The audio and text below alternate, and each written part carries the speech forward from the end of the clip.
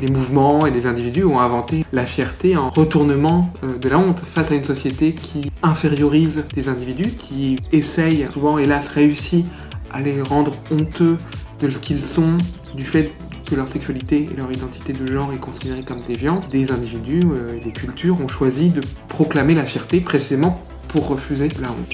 Moi, je me disais, je leur dois bien ça. Les pauvres ont été photographiés sur des fichiers.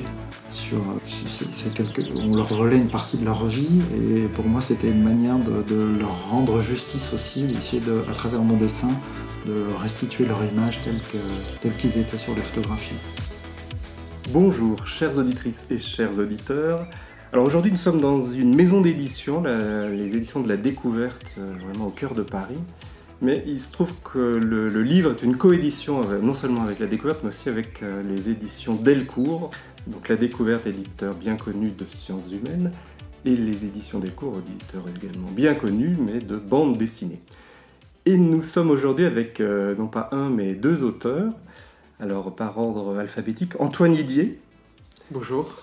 Sociologue et historien, maître de conférences en sciences politiques à Sciences Po Saint-Germain-en-Laye, et chercheur au Centre de recherche sociologique sur le droit et les institutions pénales, le fameux CESDI. Tout à fait. C'est ça ? C'est plus simple avec l'acronyme.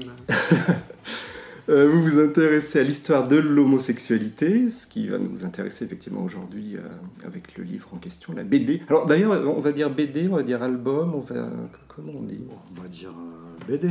BD. Oui.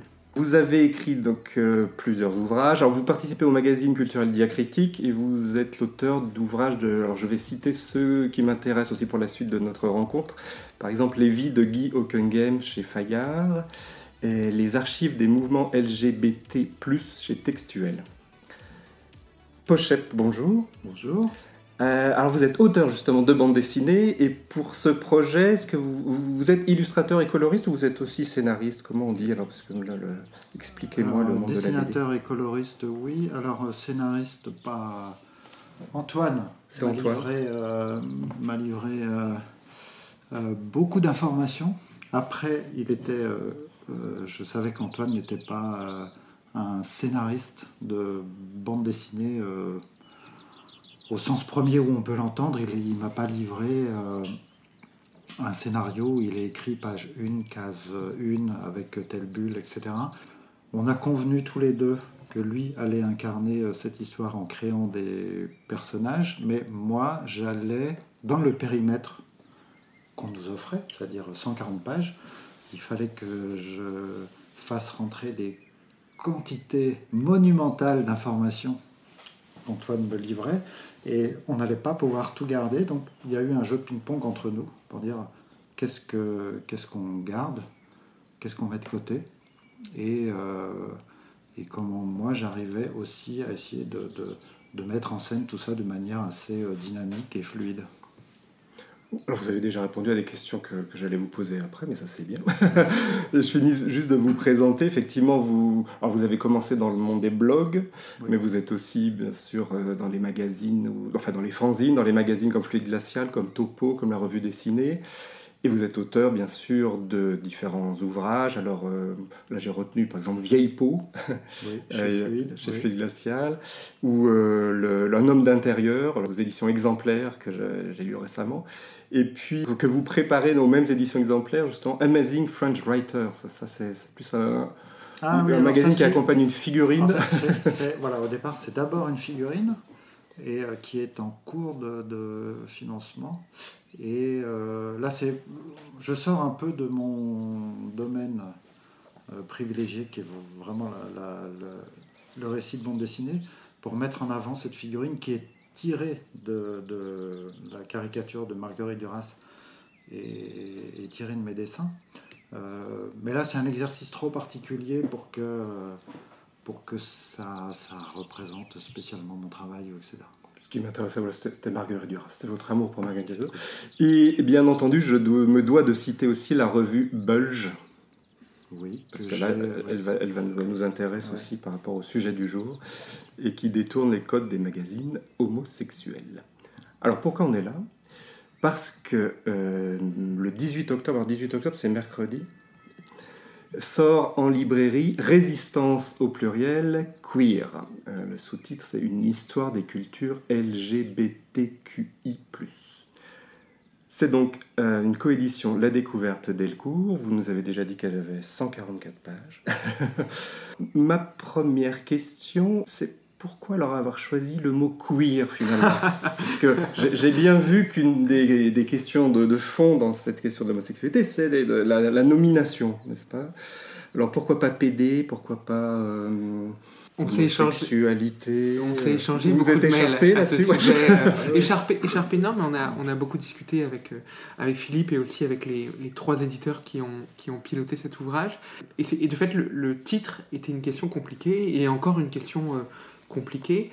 Peut-être précisons-le d'emblée, hein, queer en anglais, ça veut dire PD. Ça veut dire tordu, et puis ça veut dire PD, et ça a été une insulte massivement utilisée au XXe siècle, comme l'est PD en français. Et le terme queer a été récupéré dans les années 90 par des mouvements politiques homosexuels dans une forme de retournement du stigmate. Et par ailleurs, un courant intellectuel s'est développé qui s'appelle la théorie queer, incarnée par exemple par Judith Butler, mais par beaucoup d'autres auteurs, qui visait à réfléchir sur un certain nombre de questionnements liés au genre et à la sexualité.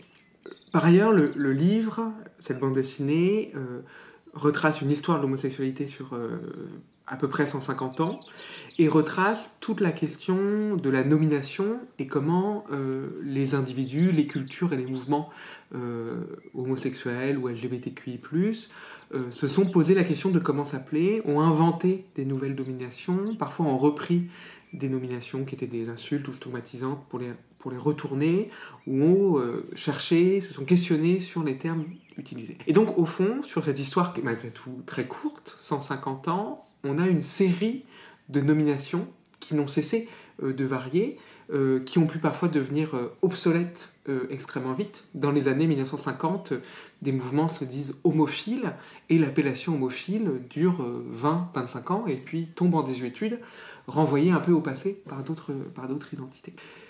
Et donc, en fait, le problème qu'on a rencontré, qui est un problème qui perdure avec le terme queer, c'est qu'il est quasiment impossible d'unifier l'histoire homosexuelle sous un seul terme qui resterait pour toutes les époques. On pourrait dire une histoire de l'homosexualité. De fait, une histoire de l'homosexualité serait peut-être le terme le moins erroné, encore que le terme homosexuel peut être jugé insuffisant, puisqu'il faut... Aujourd'hui, homosexuel, ça renvoie avant tout à l'homosexualité masculine, donc il faudrait y ajouter les lesbiennes, il faudrait y ajouter les trans, les intersexes, d'où ce sigle LGBTQI+.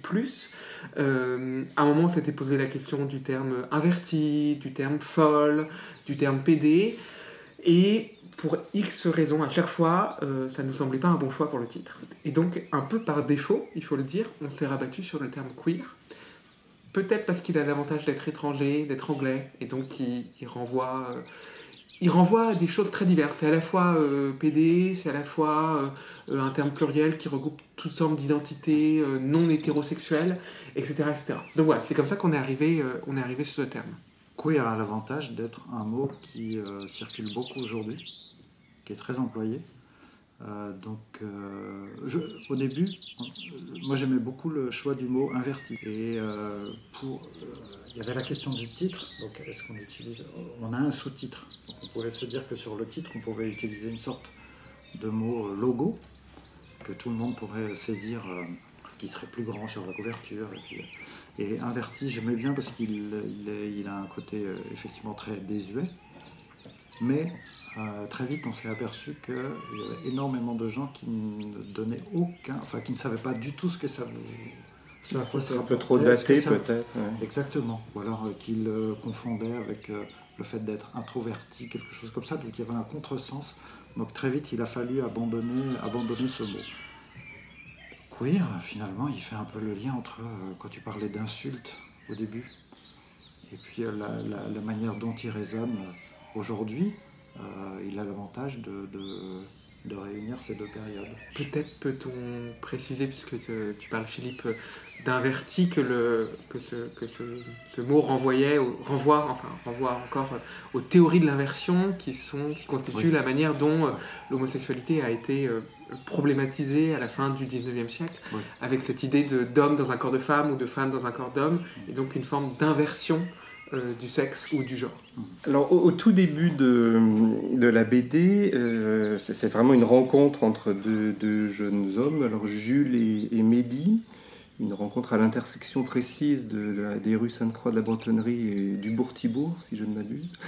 Et ça m'a fait poser la question de comment s'est fait cette rencontre par rapport pour le livre. Est-ce que vous vous connaissiez avant? Est-ce que ce sont les maisons d'édition? Comment ça s'est passé? C'est alors Sylvain Venner qui dirige lui cette collection Sciences humaines chez Delcourt et la Découverte. J'avais déjà travaillé avec lui dans le cadre de l'histoire dessinée de la France.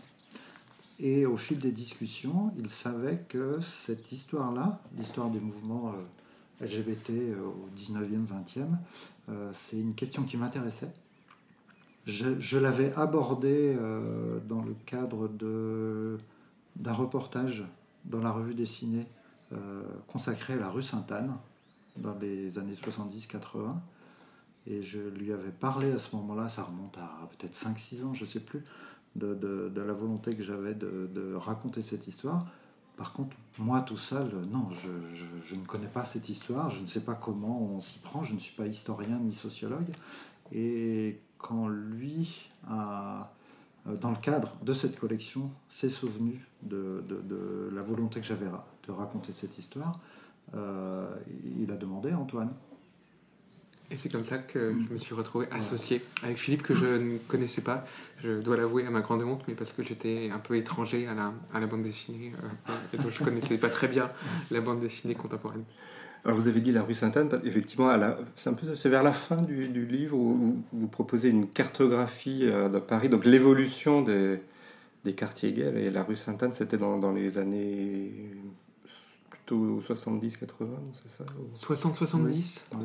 Je dirais, parce que le déplacement à l'échelle de Paris, d'ailleurs le livre se concentre principalement sur Paris, mais on pourra en rediscuter, notamment parce que Paris a une histoire homosexuelle ou LGBTQI+, un peu dense, et donc s'intéresser à Paris permettait de retracer différents pans. En tout cas, au sein de Paris, les quartiers homosexuels n'ont cessé de changer, avec un certain nombre de déplacements, et la rue Sainte-Anne concentre beaucoup de commerces, de bars, de boîtes, de sex-clubs, on ne disait pas comme ça nécessairement à l'époque, de restaurants aussi, dans les années 1960-1970, et le déplacement vers le Marais commence à la fin des années 70 et surtout se fait au début des années 80, déplacement même aux Halles et au Marais au début des années 80.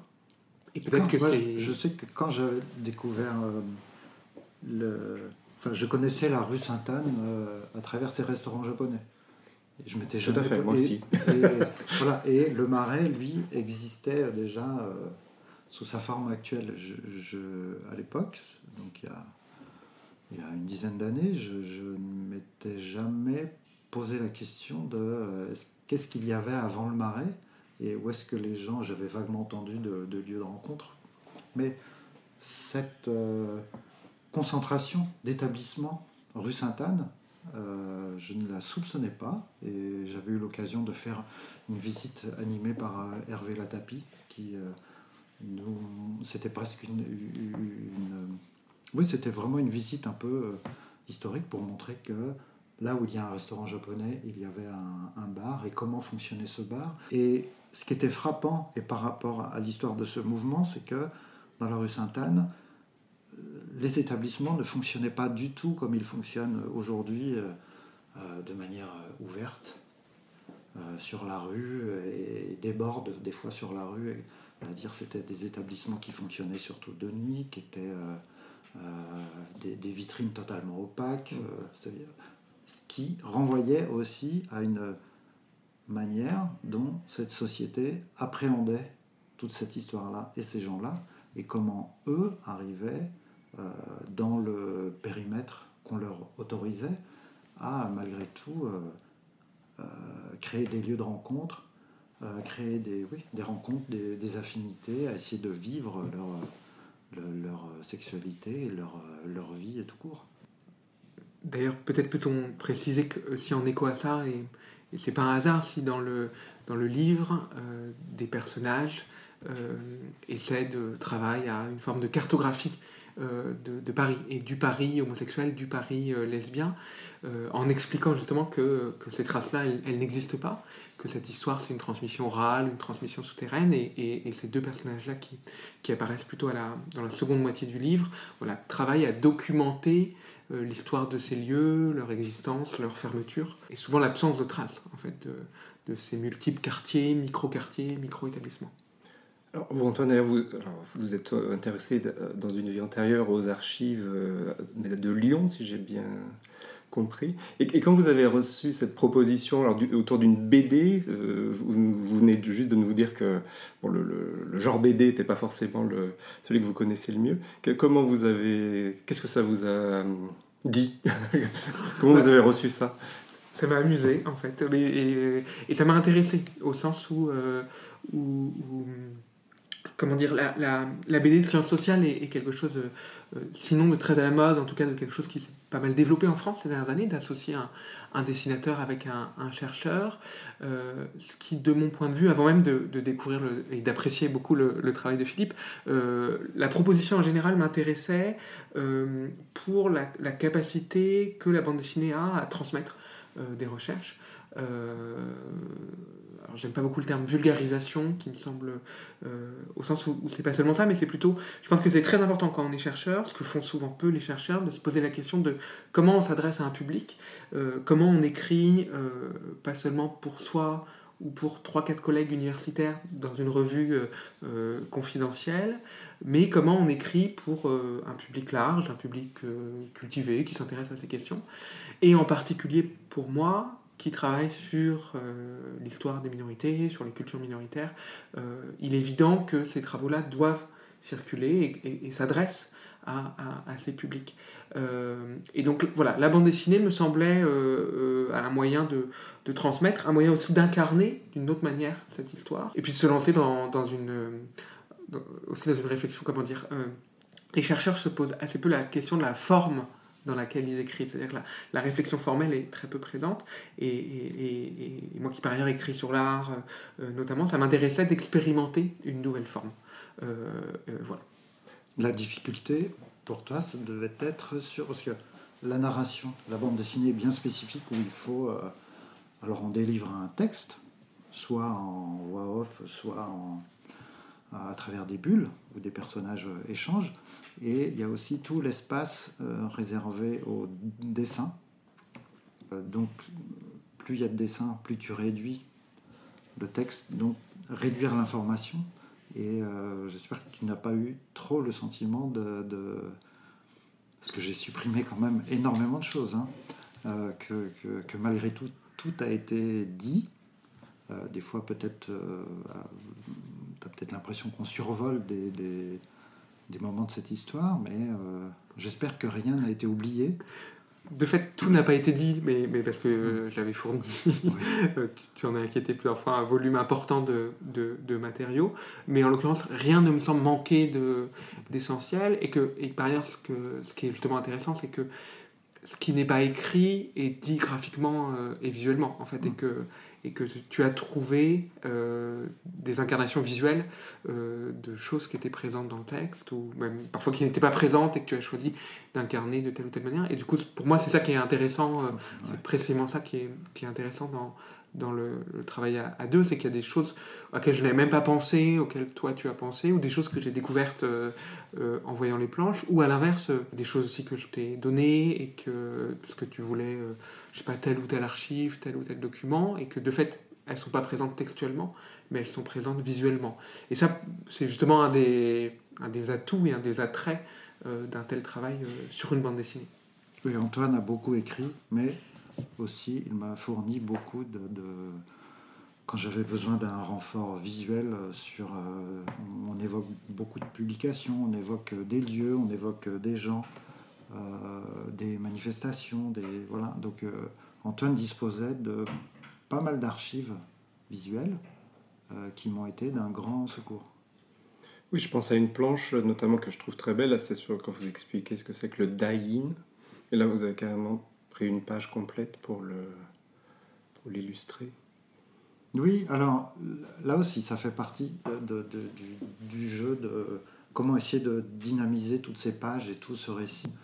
Et pour éviter d'être aussi toujours très répétitif dans la mise en scène, c'est de varier un peu les échelles de ce qu'on dessine. Et le dying, il y a d'autres moments comme ça, quand on évoque la déportation, etc.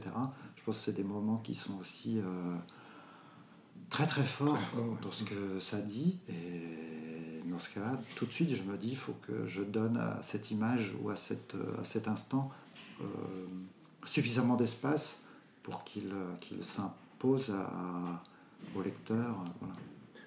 Antoine, vous pouvez juste rappeler à nos auditeurs qui ne sauraient pas ce que c'est que le die-in. Qu'est-ce que c'est ? Donc le die-in, du verbe to die en anglais, mourir, c'est une pratique politique inventée par les mouvements de lutte contre le sida, et notamment par ACT UP. Alors, je pense que ça a été inventé par ACT UP New York, et les autres groupes d'ACT UP, notamment ACT UP Paris, l'ont repris, sous réserve de l'invention, mais je pense que c'est ACT UP New York, qui consiste dans une manifestation à s'allonger, à ce que tout le cortège de la manifestation s'allonge sur le sol,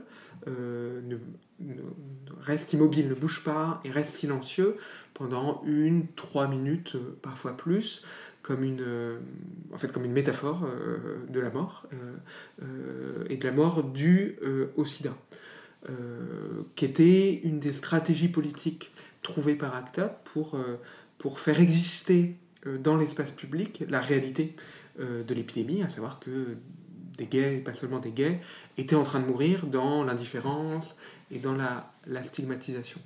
Et un des personnages parle à un moment du die-in, dans une discussion sur l'histoire du sida et la transmission de l'histoire du sida, en insistant aussi sur ce qui est très fascinant quand on participe ou quand on observe une manifestation de lutte contre le sida, c'est aussi la rupture, le balancement entre l'immobilisme total de la manifestation et le moment où elle repart, le moment où les corps se remettent en marche et où, dans ces quelques fractions de seconde, il y a tout à la fois l'incapacité des corps immobiles et en même temps la capacité, le mouvement, l'action, et c'est aussi comme geste corporel et politique, le die-in est très fort puisqu'il met en balance tout ça.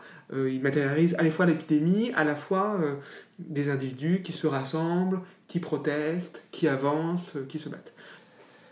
Alors, on est déjà à 23 minutes d'enregistrement, donc je propose des très courts extraits musicaux parce que je n'ai pas la possibilité de diffuser de la musique, je ne suis pas une radio, mais ça me permet d'évoquer la toute dernière page de la BD parce que les deux jeunes de l'histoire vont danser sur You Make Me Feel Mighty Real. Alors je me demande, c'est la version de Sylvester ou la version de Jimmy Somerville ?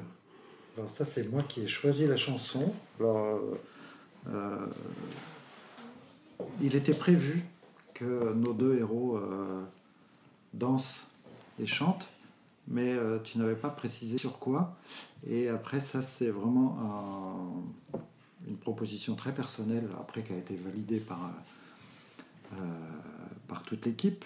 Mais c'est parce que j'adore cette chanson et j'ai d'abord rencontré la chanson de Jimmy Somerville et c'est plus tard que j'ai découvert qu'il y avait Sylvester derrière cette première interprétation.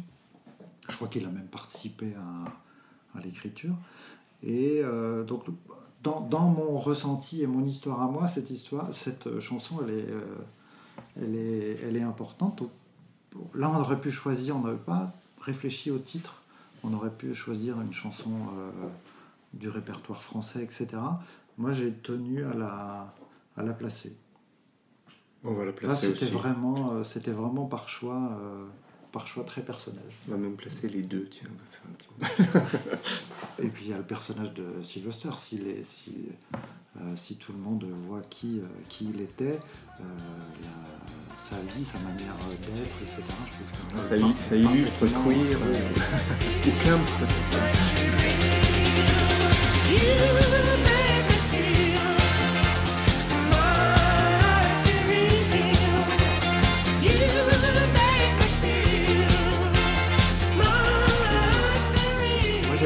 Je voulais finir par de la musique et de la danse, bon, pour plusieurs raisons, pour l'histoire de ces deux garçons, ces deux jeunes gens qui se rencontrent, et après de longs détours, les faire revenir à leur relation et aussi à l'érotique de la danse. Hein. Dans ces A2, dans une boîte de nuit, il y a quand même quelque chose de très fort. Et puis aussi parce que dans la manière dont le livre réfléchit ou donne à voir ces cultures ou ces mouvements LGBTQI+, je crois que nous étions attachés à la fois à s'intéresser aux mouvements politiques, mais aussi à toutes les formes culturelles.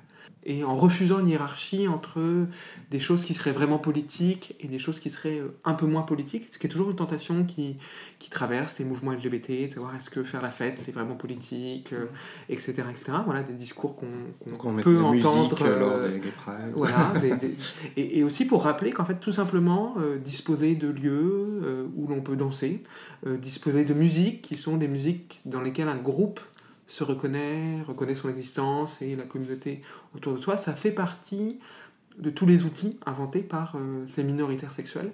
Et voilà, ça me semblait important aussi de le rappeler, de le faire figurer en conclusion ou en ouverture du livre. Il y a un autre lieu important de sociabilité gay dont vous parlez. Alors ça part du personnage, donc on reprend le fil du récit. Donc il y a deux jeunes hommes qui se rencontrent dans le Marais, qui vont ensuite rencontrer un personnage un peu plus âgé qu'eux, Stanislas. Et ce fameux Stanislas, lui, il a une maison magnifique et notamment il avait un sauna, c'est ça, il habite quasiment son ancien sauna, et donc il y a toute une partie sur les saunas. Je trouve que c'était intéressant, vous avez passé du temps à expliquer cette histoire-là. C'est une idée d'Antoine de faire vivre Stan dans un ancien sauna, c'est-à-dire son sauna n'est plus en activité. Ouais. Il l'a aménagé à la fois comme sa résidence, son appartement, et son musée. Et dans tout ce que cette histoire raconte, effectivement, le sauna, à travers les décennies, a été très souvent un lieu de rencontre qui a généré... Alors, il croise plein d'aspects de cette histoire, c'est-à-dire les gens s'y retrouvent, et c'est aussi l'endroit où souvent les gens étaient débusqués par la police, etc. Donc il a l'avantage de mettre en contact ces deux aspects de l'histoire. Oui, puis le sauna, c'est un de ces multiples lieux qui permet à des individus de se retrouver, d'avoir une vie sexuelle, mais pas seulement. Je ne sais plus du tout comment l'idée m'est venue, mais ça m'a beaucoup plu sur le moment. Aussi parce que le sauna traverse les époques. Hein. Ça ne s'appelait pas des saunas, mais des bains spécialisés, des bains de vapeur. On en trouve à Paris dès la seconde moitié du 19e siècle. Et je crois me souvenir que j'avais été conforté dans ce choix par une discussion avec un ami libraire, Julien de la librairie Vendredi, qui, alors que j'ai parlé du projet, m'avait rapporté une anecdote que raconte Samuel Delany, qui est un grand auteur gay, noir, américain de science-fiction, qui a livré un livre de souvenirs, et qui raconte sa première visite dans un sauna à New York dans les années 70.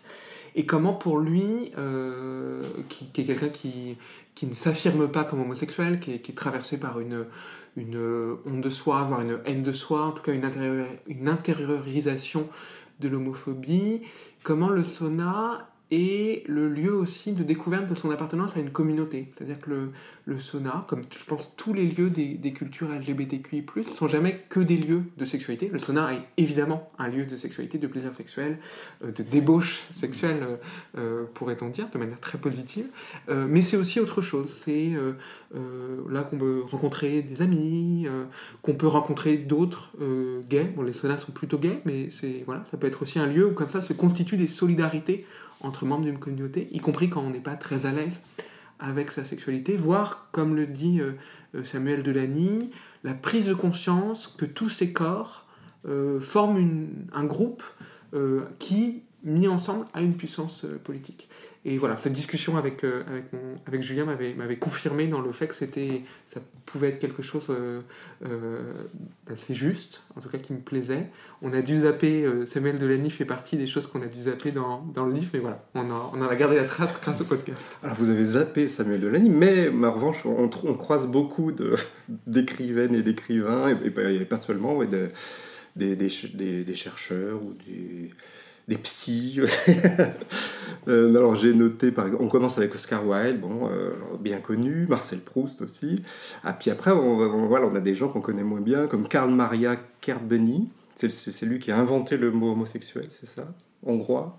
Oui, c'est un journaliste militant hongrois qui est apparemment le premier à utiliser le mot homosexuel dans la seconde moitié du XXe siècle, et à utiliser aussi le mot homosexualité. Parce qu'effectivement, la bande dessinée retrace la naissance de l'homosexualité, ce qui est toujours un peu étrange dit comme ça, mais c'est-à-dire la manière dont l'expression même homosexuelle ou homosexualité apparaît. Et c'est pas seulement la naissance de l'expression, mais c'est la naissance même de la conceptualisation de l'homosexualité. C'est-à-dire qu'avant le 19e siècle, il y avait des comportements qu'on pourrait aujourd'hui nommer homosexuels, c'est-à-dire que des hommes pouvaient avoir des relations sentimentales avec des hommes, des femmes avaient des relations sentimentales et sexuelles avec des femmes, mais il n'y avait pas cette idée qui apparaît au 19e siècle que l'homosexualité est une identité et que la sexualité définit toute la personne.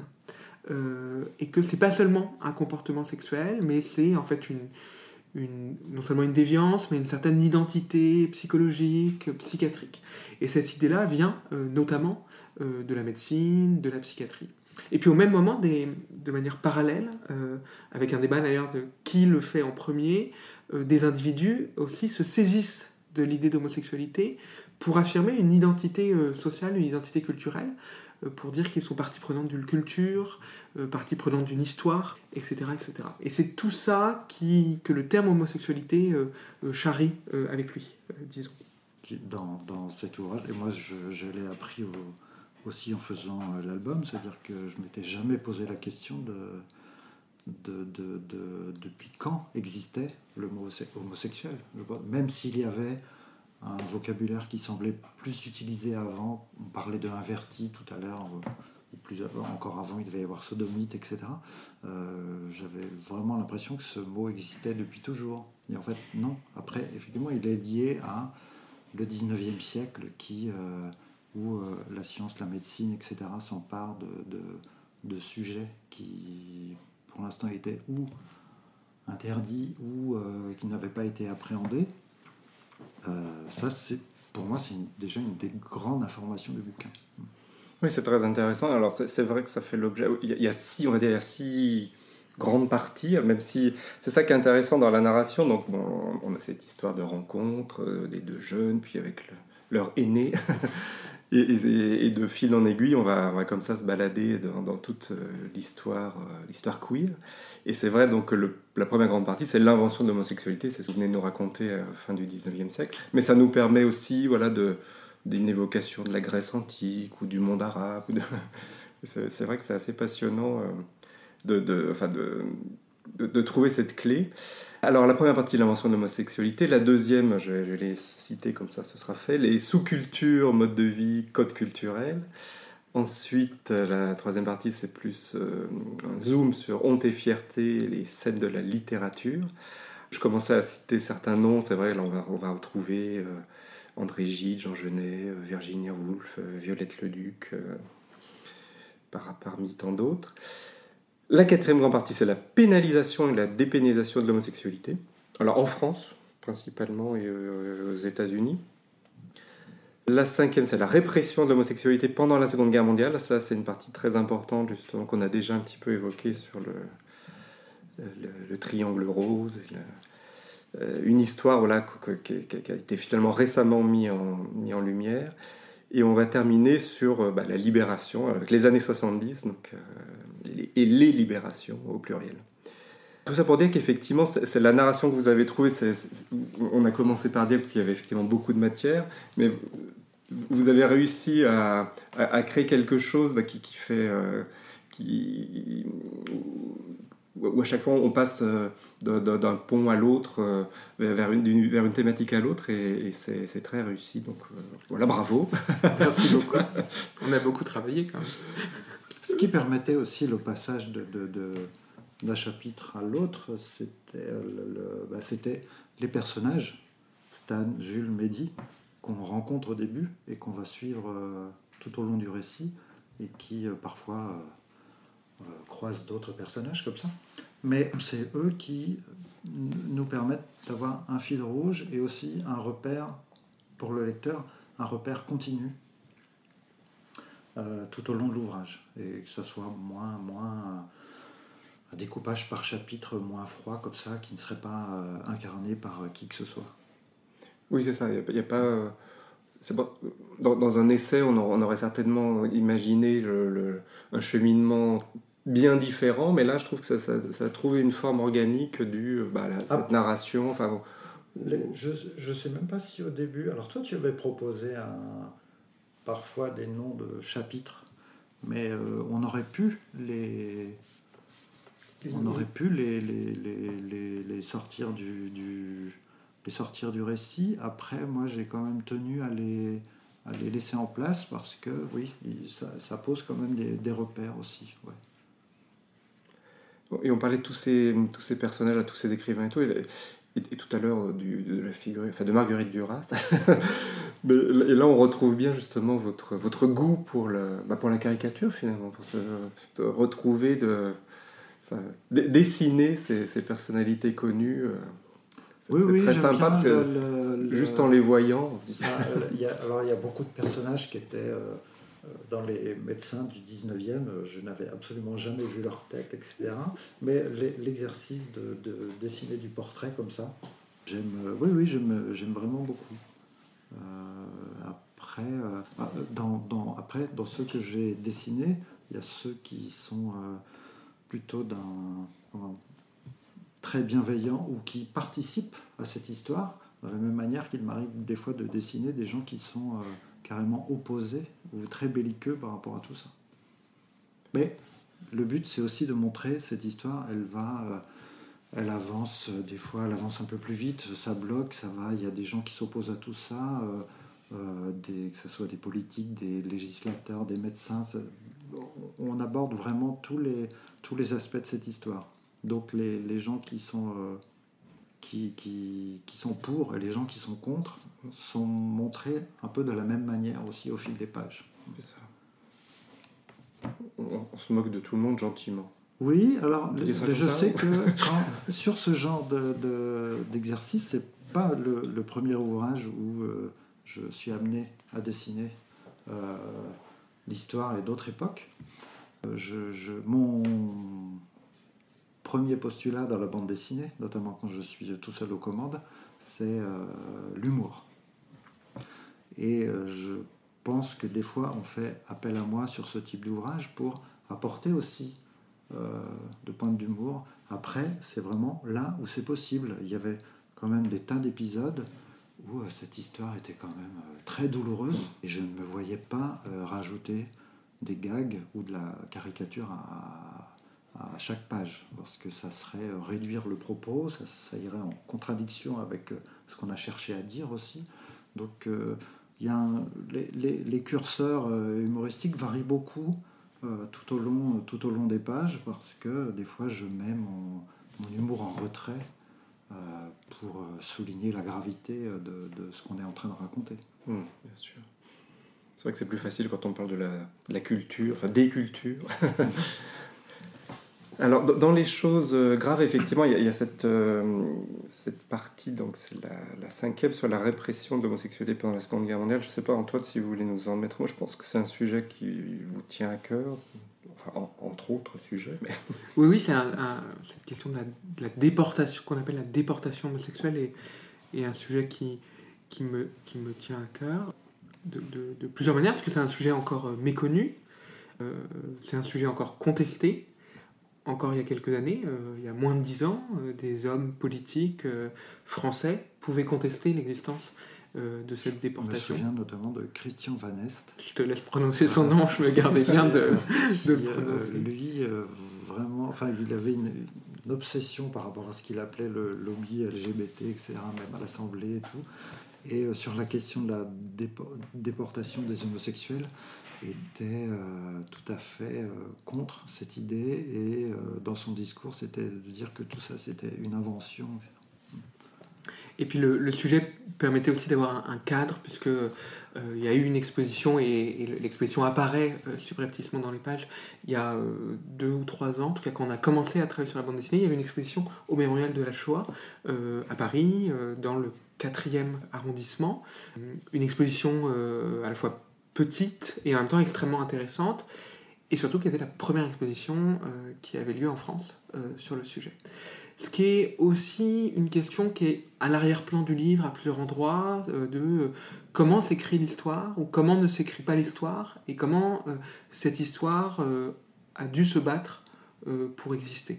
Et donc, comment aussi un certain nombre d'initiatives culturelles, institutionnelles sont extrêmement récentes. Et voilà, moi ça me tenait à cœur puis ça marchait bien dans le scénario qui est le passage par cette exposition. Sachant donc qu'il y a eu une déportation pour homosexualité pendant la Seconde Guerre mondiale, qu'il y a des recherches encore en cours pour établir l'exacte ampleur de cette déportation.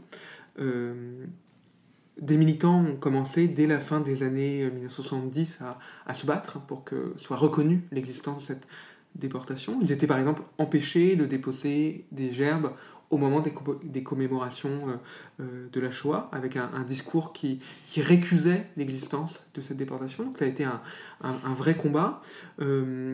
Et la question même de l'estimation de cette déportation a été aussi un enjeu de lutte.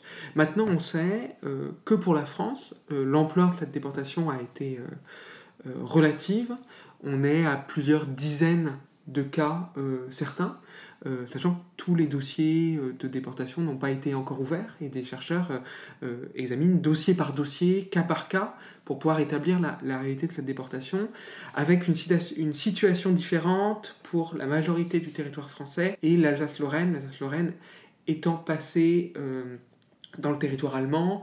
Il y avait une application directe du paragraphe 175, et donc de la répression pour homosexualité, alors même que l'homosexualité n'était pas systématiquement réprimée au sens du code pénal français pendant la période. D'où ces pages consacrées à la déportation pour homosexualité, sachant aussi que tant cette déportation que plus généralement la répression judiciaire et légale de l'homosexualité n'est pas si ancienne que ça.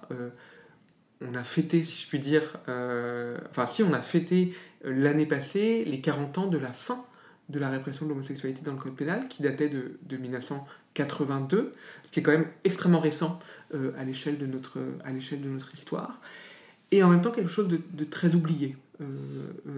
Cette l'anniversaire de la fin de la répression de l'homosexualité est passé pas inaperçu. Il y a eu notamment une très belle série de reportages dans Le Monde, mais voilà, ça n'a pas été un gros sujet.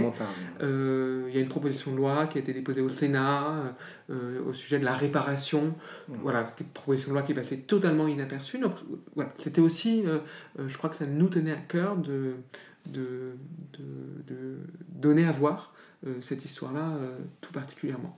Cette proposition de loi, elle émanait de qui ? Récente, oui. D'un sénateur socialiste du Parti socialiste, Hussein Bourgi, qui a fait signer un certain nombre de ses collègues. Et ça n'a pas abouti. Pour l'instant, ça n'a pas abouti. Ça n'a pas été débattu, mais elle a 1 an et demi bientôt, la proposition. Okay. Ce passage sur la déportation permet aussi de mettre en lumière des trajectoires. Et par exemple, Eva Kochever qui apparaît, qui est une femme juive lesbienne qui a été déportée pour son judaïsme plutôt que pour son lesbianisme, qui a été mise en lumière récemment par des recherches, notamment d'Olivia Parnes, qui avait présenté sa trajectoire au Mémorial de la Shoah. Donc voilà, la partie permet aussi de mettre en lumière ces trajectoires, avec cette difficulté même quand on parle de déportation pour homosexualité, c'est-à-dire que des homosexuels ou des lesbiennes ont été déportés, pas nécessairement avec comme motif premier parce qu'ils étaient homosexuels ou lesbiennes, comme Eva Kochever. Donc ça permettait aussi de mettre en lumière la complexité de cette histoire et de la connaissance qu'on a de cette histoire. Et là encore, avec tout ce qu'on délivre comme information, c'est quand c'est possible de mettre des noms sur un cas particulier ou une expérience particulière, tout ça pour essayer de vraiment rendre le récit le plus vivant et vraiment le voir à travers les gens qui ont vécu toutes ces histoires. Oui, incarné vraiment par des gens qu'on ne connaît pas forcément. Même si des fois, alors, quand on évoque les arrestations au 19e siècle, on ne connaît pas ces gens, mais au moins on a leur nom. Alors après, c'est lié à la description que veut bien en faire la police, mais on a quand même les prénoms. Ça, pour moi, c'est très important aussi de délivrer tout ça. Et il y avait l'instant où mon trait est assez caricatural, mais tu m'avais fourni les photographies qu'avait fait la police de certaines personnes qui avaient été arrêtées à l'époque, souvent des jeunes gens. Et dans ce cas-là, j'ai essayé de coller au plus près de ces photographies et j'ai adopté un trait plus réaliste pendant le temps d'une demi-page pour essayer d'être je me disais, je leur dois bien ça, c'est-à-dire les pauvres ont été photographiés et fichés sur on leur volait une partie de leur vie, et pour moi c'était une manière de leur rendre justice aussi, d'essayer à travers mon dessin de restituer leur image telle qu'ils étaient sur les photographies. Faire archive un peu. Oui. Surtout qu'en plus sur certaines photographies, ils ont été, j'imagine c'était le moment où ils ont été arrêtés, etc. dans le cadre de certains bals. Ils sont costumés, oui, c'est ça. Voilà. Donc j'imagine que s'ils étaient en costume, c'était aussi une manière, eux, de se mettre en valeur, se mettre en scène. Alors ils n'avaient pas prévu être arrêtés ou photographiés, mais sur la photographie, ils sont toujours en costume. Donc j'essaie vraiment de restituer ça le plus fidèlement possible. Ouais, ça me fait penser, je ne sais pas si vous avez vu ces photos de la Casa Susana là, qui ont été révélées récemment. Bon, je digresse, mais, non, mais c'est vrai que qui ont été montrées cet été à Arles, notamment des Américains qui se travestissaient. Alors, ok. C'est le travail de Sébastien Lifshitz. Et de Sébastien Lifshitz, c'est ça qui a fait un documentaire à partir des photos. C'est vrai que c'est aussi une question importante. Alors, on aurait pu en parler, mais là, de fait, le livre était trop digressé, ça m'a fait penser les clichés comme ça. Non, mais de la manière aussi dont se pose pour nous, à l'époque contemporaine, la recherche des traces du passé et comment retrouver des traces d'individus gays, lesbiennes, trans, bi, et de leur mode de vie. Et c'est vrai qu'il y a un intérêt aujourd'hui très fort qui illustre le travail de Sébastien Lifshitz, mais d'autres aussi, d'aller chercher, d'aller enquêter pour retrouver ces traces, retrouver ces photographies que l'histoire de l'art nomme photographies vernaculaires, qu'une manière un peu de rappeler que ce n'est pas des photographies esthétiques, mais qu'en fait qui sont extrêmement importantes, c'est-à-dire les photos que les gens prenaient dans leur vie quotidienne et qui témoignent de leurs existences, de soirées costumées, d'existence de communautés, etc., contre l'idée que, de fait, il y a eu une histoire extrêmement violente de la répression, mais cette histoire était aussi une histoire de liberté. Et des individus ont trouvé à des moments, ces individus ont trouvé à des moments des moyens pour vivre, pour exister, pour s'amuser, pour faire l'amour, pour se faire des amis, pour rire, pour chanter, dans les interstices parfois qui auraient été laissés, mais aussi avec une grande liberté, une grande flamboyance. Et de fait, ce travail sur les photos permet aussi de retrouver ces communautés, ce qui fait qu'on pourrait mettre en miroir en quelque sorte les photographies de la répression, les photographies prises par la police, et les photographies que les individus prenaient aussi d'eux-mêmes, qui sont deux facettes d'une même histoire. La photo de la fête.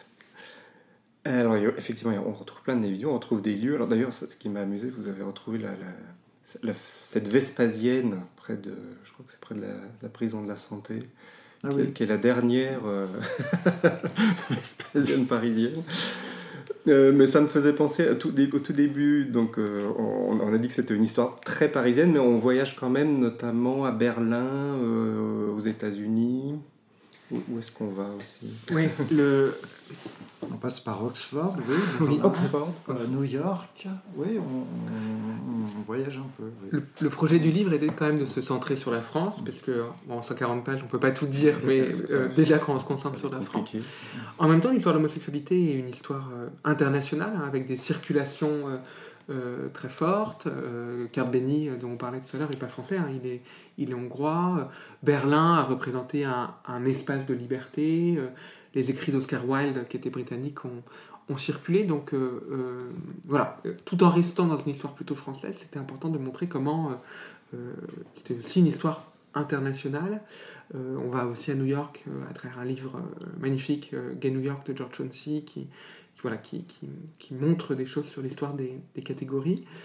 On reste parisien parce que Paris, ayant cette taille, permet de donner à voir beaucoup de choses, là où une autre ville n'aurait pas forcément donné à voir autant de phénomènes, peut-être, même si on fait quelques incursions, parfois quelques références à d'autres villes françaises. On évoque, dans la dernière partie, on évoque rapidement Stonewall, et on s'aperçoit que l'événement n'avait pas la résonance qu'il a aujourd'hui. C'est-à-dire aujourd'hui, dans l'imaginaire, dans la culture LGBT, c'est un événement très important, le lieu identifié. Je pense qu'aujourd'hui, si des gens vont à New York, ils se rendent sur les lieux, mais les personnages les personnages qu'on met en scène et qui ont vécu la période 60, les années 60-70, un de nos deux interlocuteurs du début leur pose la question. Donc oui, ils connaissent l'événement, mais à l'époque, ils n'avaient pas le sens qu'on lui donne aujourd'hui. Mais voilà, finalement, cette histoire bouge énormément. Les gens se l'approprient. Voilà, Stonewall, c'est typiquement un événement qui aujourd'hui est devenu international dans l'esprit de chacun, mais qui, sur l'époque, était vraiment encore une histoire. Et encore, je ne sais pas, dans les années 70, aux États-Unis, est-ce que le lieu et l'événement avaient une telle résonance? Je ne sais pas. Vu d'ici, ça paraissait encore assez lointain, ouais. Même si il était compris. Là, c'est devenu un lieu et un événement un peu fondateur de toute cette histoire.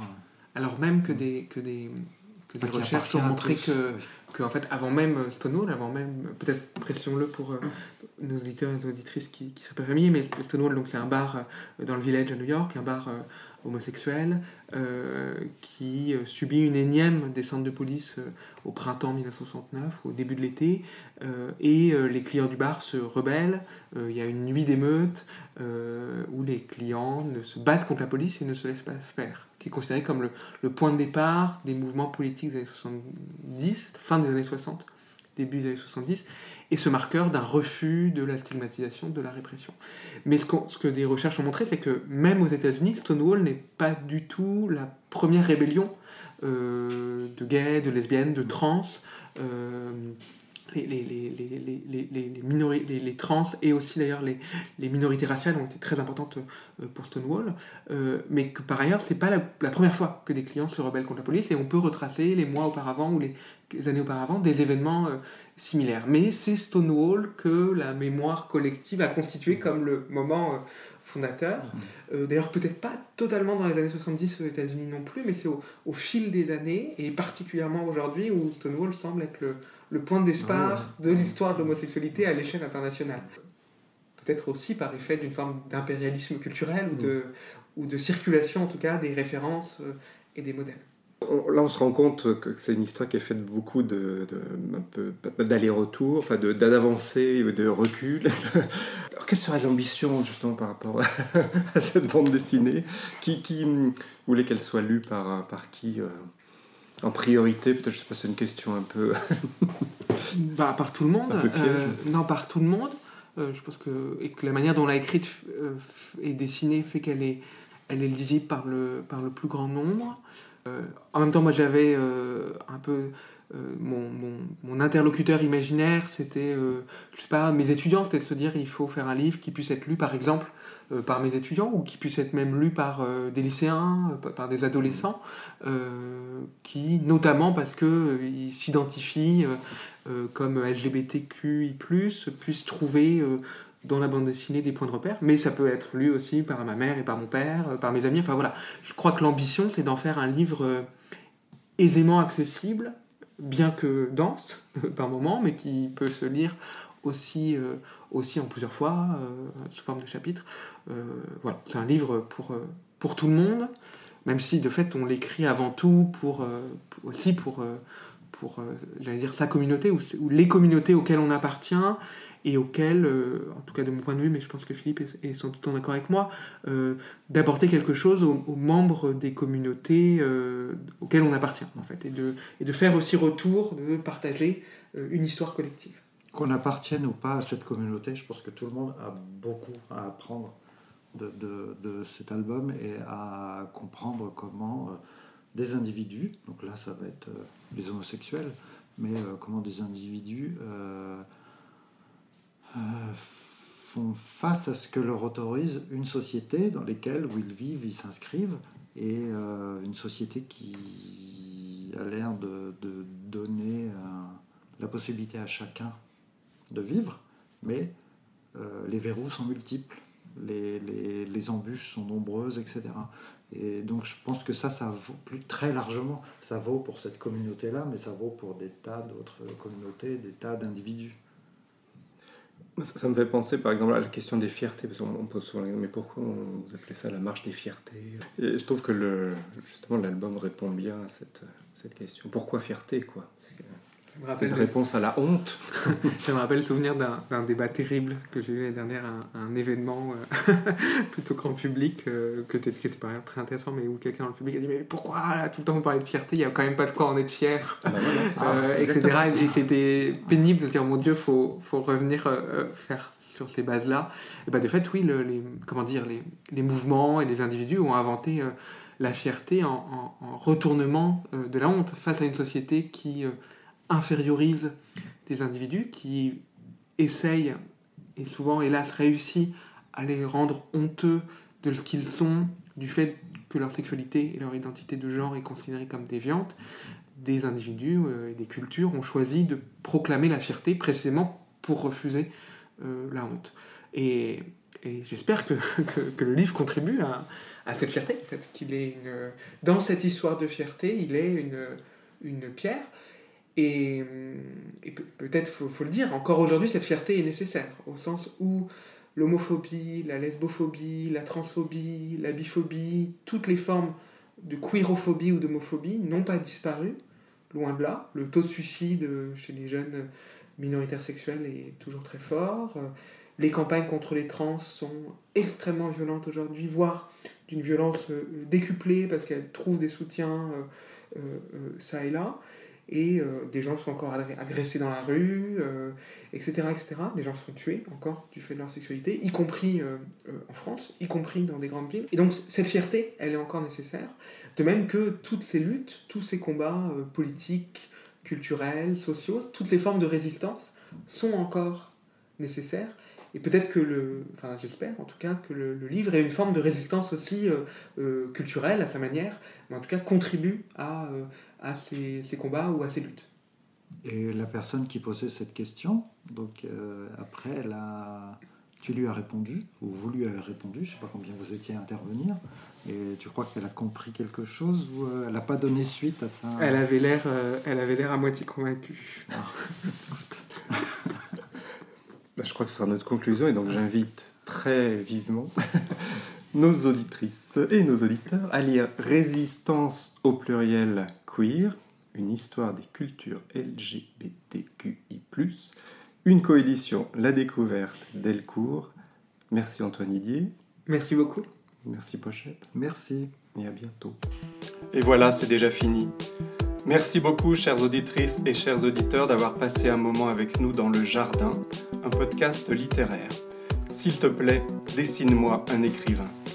Je suis François-Xavier Robert. Ce podcast n'aurait pas été possible sans l'aide précieuse de Julien Oran au mixage et à la création musicale. Si vous avez aimé ce podcast, n'hésitez pas à laisser un commentaire, à le partager, à vous abonner. Rendez-vous très bientôt pour un prochain épisode du Jardin.